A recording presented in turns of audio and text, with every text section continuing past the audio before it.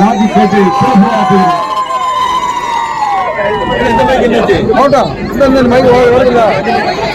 அன்பார்ந்த வாக்காளர் பெருங்குடி மக்களே, பெரியோர்களே, தாய்மார்களே, சகோதர சகோதரிகளே, வியாபார பெருங்குடி மக்களே, வணிக பெருமக்களே, என்னுடைய அருமை சகோதரர் செல்வன் மோகன்தாஸ் அவர்கள் தென்காசி தொகுதியிலே கடந்த முறையிலே சொற்ப ஓட்டிலே தோல்வியை தழுவினார்கள். இம்முறை அமோகமாக வெற்றி பெற்று தமிழகத்திலே முதல் வேட்பாளர், அதிகமாக வெற்றி பெற்ற வேட்பாளர் நம்முடைய தென்காசி சட்டமன்ற உறுப்பினர் என்ற பெயரை இங்கு இருக்கின்ற வாக்காளர் பெருங்குடி மக்கள் வாங்கி தருவார்கள் என்ற நம்பிக்கையோடு உங்களிடம் நான் வாக்கு சேகரிக்க வந்திருக்கின்றேன். அன்பார்ந்த பெரியோர்களே, தாய்மார்களே, சகோதர சகோதரிகளே, இன்னைக்கு திராவிட முன்னேற்ற கழகம் படுகொலியில் மக்களை தள்ளிவிட்டு வெட்கமில்லாமல் தெரு தெருவாக நாங்கள் 8000 ரூபாய் கொடுக்கிறோம், 2000 ரூபாய் கொடுக்கிறோம். எப்படியெல்லாம் உங்களிடம் பணத்தை கொடுத்து பிச்சை அளிக்கின்ற கூட்டம் தான் திராவிட முன்னேற்ற கழகத்துடைய கூட்டம். அவர்களுக்கு நீங்கள் வாக்களிக்க வேண்டுமா? நம்முடைய சகர் எந்த நேரத்திலும் உங்களை சந்திக்கக்கூடியவர் என்பது உங்களுக்கு நன்றாக தெரியும். அவர்களுடைய இல்லத்திற்கு செல்வீர் என்று சொன்னால் யார் வேண்டாலும் எப்ப வேணாலும் சொல்ல முடியும், பார்க்க முடியும். அப்பேற்பட்ட ஒரு பண்பாளர் தான் இந்த தொகுதியுடைய வேட்பாளராக நின்று கொண்டிருக்கின்றார்கள். இந்த தொகுதியை இழந்ததிலே நாங்கள் எல்லாம் வருத்தப்பட்டது உண்டு. நல்ல ஒரு சட்டமன்ற உறுப்பினர் இழந்த தொகுதி மீண்டும் புதுப்பிப்பதற்காக நம்முடைய சகோதரர் செல்வன் மோகன்தாஸ் அவர்கள் இரட்டை இலை சின்னத்திலே நிற்கிறார் என்று மகிழ்ச்சியோடு நாங்கள் அதை ஏற்றுக்கொள்கிறோம். திராவிட முன்னேற்ற கழகத்திலே செய்த துரோகங்கள், எங்கு பார்த்தாலும் கொலை, கொள்ளை, கற்பழிப்பு, கல்லூரி மாணவர்கள் கூட கல்லூரிக்கு செல்ல முடியாத நிலை, ஐடியிலே வேலை செய்கின்றவர்கள் அங்கே வேலை செய்ய முடியாத நிலை.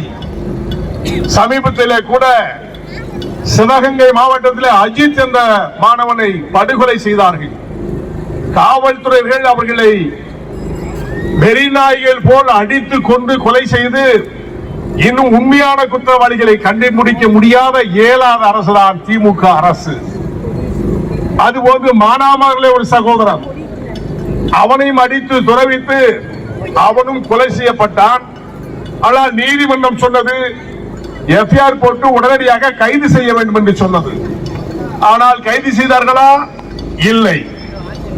சமீபத்தில் 2 நாட்களுக்கு முன்பாக கூட ஒரு பணையேறிய ஒரு சகோதரனை துப்பாக்கியால் சுட்டிருக்கின்றானே முட்டாள் ஒருவன்.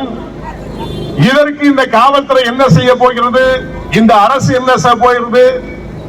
இப்படி எல்லாம் கொடூரமான தாக்குதல், ஏழை எளியவர்கள் மீது வெறி தாக்குதல், தங்கைகள் எல்லாம் ரோட்டிலே செல்ல முடியாத நிலை, இப்படி எல்லாம் கொடுமையான ஆட்சி தான் திராவிட முன்னேற்ற கழகத்துவ ஆட்சி.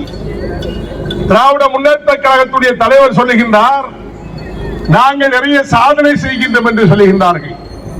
எங்களது போட்டி மத்திய அரசுக்கும் தமிழ்நாட்டுக்கும் தான் போட்டி என்று சொல்லுகின்றார்கள்.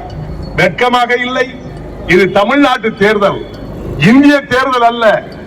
இந்திய தேர்தலை நடத்தி வெற்றி கண்டு பாரத பிரதமர் அங்கே அமைந்திருக்கின்றார். அவருக்கும் இவருக்கும் போட்டியாம்.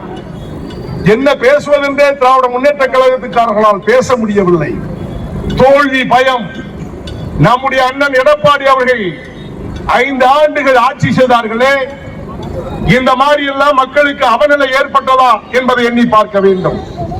இந்த மாதிரி கொடுமைகளா நடந்ததா என்று எண்ணி பார்க்க வேண்டும். மக்கள் எல்லாம் சுதந்திரமாக நடந்து செல்கின்றார்களே, அவர்களெல்லாம் எப்படி இருந்தார்கள்? இப்பொழுது 5 ஆண்டு ஆட்சியில என்ன நடந்ததெல்லாம் உங்களுக்கு நன்றாக தெரியும். கோடி கோடியாக கொள்ளையடித்து வைத்துக் கொண்டு மக்களிடத்தில் கையூட்டு பணத்தை கொடுத்து மக்களிடத்தில் பிச்சை எடுத்து எப்படியாவது வெற்றியாக பெற வேண்டும் என்று தங்கடம் கொட்டி இருக்கின்றார்கள். வாக்காளர் பெருங்குடி மக்களே, உழைக்கின்ற சமுதாயமே, ஏழை எளிய மக்களே, பாமர மக்களே, வியாபார பெருங்குடி மக்களே, சிந்தித்து வாக்களிக்க வேண்டிய சின்னம் மறந்துவிட வேண்டாம். எவ்வளவு நாட்கள் பொறுத்திருக்க முடியும்? 5 ஆண்டுகள் பொறுத்தாகிவிட்டது. இன்னும் பொறுத்திருக்க வேண்டுமா? கொஞ்சம் வேண்டாமா? அந்த நிலையில் நம்முடைய சகோதரன் வெற்றி பெற வேண்டாமா? அதற்காகத்தான் நாங்கள் வாக்களிக்க வேண்டிய சின்னம் சின்னம் சொல்லுகின்றார்கள். இருவரும் இணைந்து விட்டார்கள். மோடியும் அண்ணன் எடப்பாடி அவர்களை இணைந்து விட்டதை அவர்கள் கேலி செய்கின்றார்கள். அந்த முட்டாள்களுக்கு சொல்லுகின்றேன், இந்தியாவும் தமிழ்நாடும் ஒன்றிணைந்து விட்டால் உங்களுக்கு அங்கு வேலை கிடையாது. அதனால் உங்களுடைய வயிற்றறிச்சிலே என்ன பேசுகிறேன் என்று கூட பேச முடியாது கொக்கரித்துக் கொண்டிருக்கின்றார் மு.க. ஸ்டாலின் அவர்கள். திராவிட முன்னேற்ற கழகத்துக்கான நண்பர்களை கேட்கின்றேன், இதுவரை இந்த மக்களுக்கு செய்த சாதனை என்ன? தென்காசி தொகுதியில சட்டமன்ற வேட்பாளராக இருந்தவர்கள் ஏதாவது இந்த தொகுதியில் இருக்கின்ற மக்களுக்கு ஏதாவது சேவை செய்திருப்பீர்களா? ஏதாவது நன்மைகள் செய்திருப்பீர்களா? நீங்கள் கொடுத்த வாக்குறுதிகளை காப்பாற்றி இருப்பீர்களா? இதுவரை இல்லவே இல்லையே. நம்முடைய சகோதரன் எப்பேற்பட்டவர் என்பது உங்களுக்கு நன்றாக தெரியும். உழைப்பாளி, ஏழை எளிய மக்களுக்காக குரல் கொடுக்கின்ற ஒரு சகோதரன். இவர்களுக்கு வாக்களிக்க மறந்தீர்கள் என்று சொன்னால் நாம் தலையிலே மண்ணெளி போடுவதாக அர்த்தமாகும். அன்பார்ந்த சகோதர சகோதரிகளே, எண்ணி பார்க்க வேண்டும், சிந்தித்து பார்க்கின்றோம். உழைக்கின்றவர்களுக்கு உங்கள் வாக்கு வேண்டுமா? உருப்படி இல்லாமல் படுத்து தூங்குகின்றவர்களுக்கு வாக்கு அளிக்க வேண்டுமா என்பதை எண்ணி பாருங்கள். இதுதான் வரலாறு படைக்கின்ற அண்ணன் எடப்பாடி அவர்கள் மீண்டும் முதலமைச்சர் ஆவார்கள். அது எழுதப்பட்ட தமிழ்நாட்டில் எழுதிவிட்டார்கள் மக்கள். போதும், 5 ஆண்டுகள் அவர்கள் செய்த கொடுமைகள், மக்களை ஏமாற்றி பிழைத்த கூட்டம், கோடி கோடியாக கொள்ளையடித்த கூட்டம், பாமர மக்கள் ரோட்டிலே ஆண்ட முடியாத நிலை, வியாபார பெருமக்களிடத்திலே போய் வசூல் செய்கின்றார்கள், அடித்து புடுங்குகின்றார்கள், அவர்களிடம் போய் மாமூல் வாங்குகின்றார்கள். இதையெல்லாம் மீடியாவிலே நாம் எல்லாம் பார்த்தோம். இப்படியெல்லாம் இருந்து கூட நீங்கள் வாக்களிப்பீர்கள் என்று சொன்னால் உங்களை நீங்களே அழித்துக் கொள்வதாக அர்த்தமாகும். திராவிட முன்னேற்ற கழகம் இருக்கும் வரை தமிழ்நாடு முன்னேறவே முன்னாடு. ஆகவே அண்ணன் எடப்பாடி அவர்கள் முதலமைச்சர் ஆக வேண்டும். தென்காசி சட்டமன்ற தொகுதியுடைய வேட்பாளர் நம்முடைய சகோதரர் செல்வன் மோகன்தாஸ் அவர்கள் இரட்டை இலை சின்னத்திலே வெற்றி பெற வேண்டும். அது உங்களுடைய கடமை, நம்முடைய கடமை, எல்லாருடைய கடமையாக எண்ணி இந்த கூட்டத்தை மட்டும் கூட்டினால் போதாது. நாளையிலிருந்து உங்கள் பணியை துவக்க வேண்டும். தெரு தெருவாக போக வேண்டும், வீடு வீடாக செல்ல வேண்டும், வீதி வீதியாக செல்ல வேண்டும். 5 5000 வேண்டும், 10 10,000 வேண்டும். லட்சக்கணக்கான ஓட்டுகள் ஒட்டுமொத்தமாக இரட்டை இலை சின்னத்திற்கு வாக்களிக்க வேண்டும் என்று உங்கள் அன்பாக கேட்டுக்கொள்கிறேன். இது உழைக்கின்ற சமுதாய மக்கள் கூடுகின்ற கூட்டம், போக்குரி கூட்டம் அல்ல. திராவிட முன்னேற்ற கழகத்துக்காரர்கள் போன்று ரவடிகள் கூட்டம் அல்ல. போக்கிரிகள் நாங்கள் அல்ல. போக்கிரிகளுக்கு வாக்களிக்க வேண்டுமா, நல்லவர்களுக்கு வாக்களிக்க வேண்டுமா என்று சிந்தித்து பார்த்து உங்கள் பொன்னான வாக்களை யாருக்கு அளிக்க வேண்டும்? நம்முடைய சின்னம் ஏழைகளின் சின்னம், பாட்டாளிகளின் சின்னம், உழைக்கின்றவர்களின் சின்னம். சத்தமா தான் சொல்லுங்களேன், உழைக்கின்றவர்களின் சின்னம். நீங்க போடுற சத்தம் சென்னையில் இருக்கவனுக்கு பூரா பேருக்கு கேட்கணும். திமுக காரன் பூரா நைட்டு சாகணும். அதனால எல்லாம் நம்முடைய சின்னம் ஏழைகளின் சின்னம், புரட்சி தலைவர் எம்ஜிஆர் அவருடைய சின்னம், புரட்சி தலைவி அம்மாவுடைய சின்னம், நம்முடைய அண்ணன் எடப்பாடி அவருடைய சின்னம், நம்முடைய சகோதரனுடைய சின்னம், என்னுடைய சின்னம், உங்களுடைய சின்னம், காவல்துறை அதிகாரிகளுடைய சின்னம், காவலரின் சின்னம், ஒட்டுமொத்த மக்களுடைய சின்னம், வெற்றி பெறப்போகிற சின்னம். மறந்துவிட வேண்டாம், மறந்தும் இருந்துவிட வேண்டாம். வெற்றி வேட்பாளர் நம்முடைய சகோதரர் தான் வெற்றி பெறுவார் என்பது நம்பிக்கையோடு மக்கள் இருக்கின்றார்கள்.